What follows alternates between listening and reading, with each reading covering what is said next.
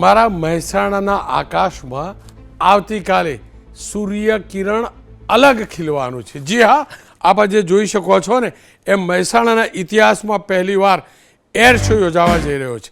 સાંસદ હરિભાઈ પટેલના પ્રયાસથી તેમને રજૂઆત કરી રક્ષામંત્રીને રાજનાથસિંહજીને અને એમના પ્રયાસથી ભારતીય વાયુસેનાના સૂર્યકિરણ એરોબેટિક ટીમના આ એર શોને લઈ ઉત્તર ગુજરાતમાં જબરજસ્ત ઉત્સાહ છે। 2 દિવસ તેનું રિહર્સલ ચાલે છે।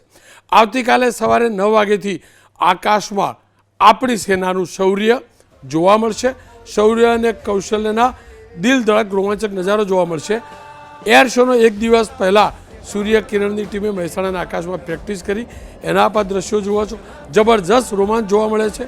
ભારતીય વાયુસેનાના હોક MK-132 વિમાનોએ આકાશમાં દિલ ધડક સ્ટન્ટ કર્યા અને એરોબેટિક્સ જોઈને જે સ્થાનિક લોકો છે વ્હીકલ લઈને જે જતા હોય છે પુલ ઉપર કે રોડ ઉપર કે અગાસીમાં એ ઊભા રહીને જોતા હોય છે। આ નજારો પહેલી વાર જોવા મળ્યો છે। હું પણ વર્ષો સુધી મહેસાણામાં રહ્યો છું, ક્યારેય જોયો નથી, કારણ કે ત્યાં તો નાનું એરપોર્ટ હતું, વિમાન જોવા માટે ઉપર જતા હતા આમાં થાય ત્યારે।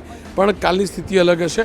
સૂર્યકિરણ એરોબેટિક ટીમ 1996માં રચાઈ હતી અને તે એશિયાની એકમાત્ર 9 વિમાનોની એરોબેટિક ટીમ છે।